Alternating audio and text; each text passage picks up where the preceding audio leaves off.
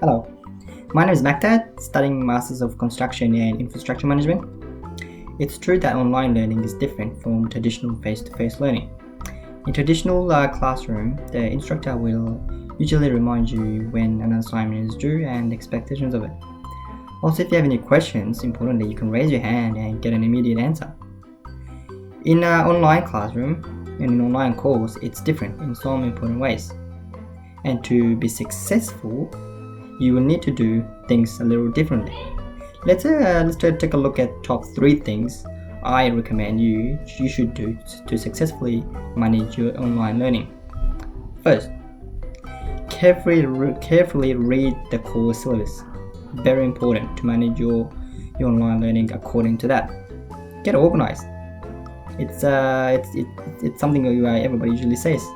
Since we don't have the face-to-face classrooms, we usually had every week. You have to be one setting your own structure, your own organizational strategy. Number 3, logging into your course frequently for your announcements and discussions boards.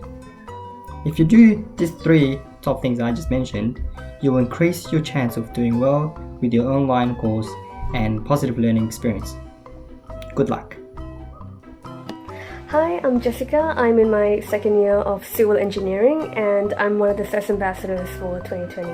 I'll be sharing with you some tips on how you can effectively study your university courses online. My first tip is to have a dedicated study space. And my biggest advice would be to not work on your bed, because then you get comfortable and you want to sleep. Or maybe that's just me, but where you decide to work. Make sure it's quiet, it's organized, and it's distraction free. I don't know about you, but sometimes I struggle with motivation. But something that keeps that helps me push through are the goals that I've set myself for the semester. Did you set yourself any goals? And if so, what are they? Because when you have goals set in place, it'll help you stay focused and on track, and complete all those tasks that you need to do. Because you got goals set in place and you want to achieve them by a certain date. I'd also recommend rewarding yourself after completing a task, and it can be anything, something that you really enjoy. Because the more tasks that you complete, the more rewards you get. The ones that you set for yourself. And finally, this is for students working towards a final year project, or a final assessment. One that requires a lot of focus. And these are deep work strategies by Cal Newport, which were introduced to me recently. And the first one is to have scheduled distraction periods, which are essentially just breaks from when you can get on your phone and reply to all those calls and messages you might have missed while you're working. And the second one is to have a deep work ritual, so just scheduling times in the day when you want to dive into your work, and then turning that into a regular habit. And the third one is to have an evening shutdown ritual, and this is just to list down all your unfinished tasks that you want to complete the next day. And this is just to help you get things off your mind and just to disconnect for the rest of the day so you can get some sleep. Happy studying! And I'm Bennett here. Today we're going to talk about the Pareto principle, otherwise known as the 80-20 principle. And today I'm going to show you how you can apply it to your learning and how you can study more efficiently using it. So check this out.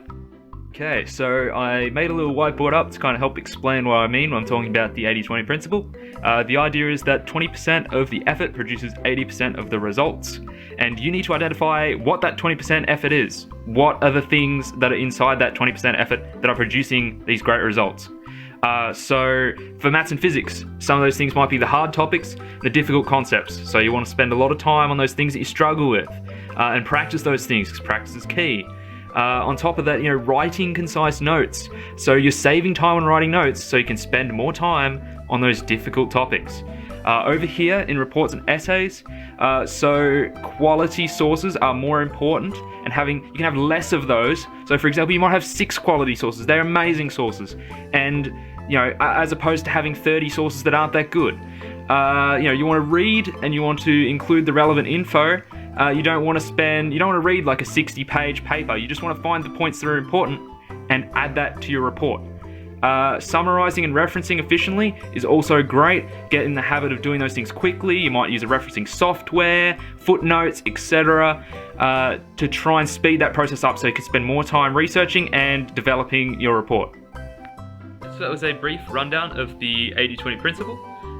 There are a lot more applications outside of study as well for the 80-20 principle, so be sure to check out extra resources about it on, through Google or through YouTube if you are interested in it.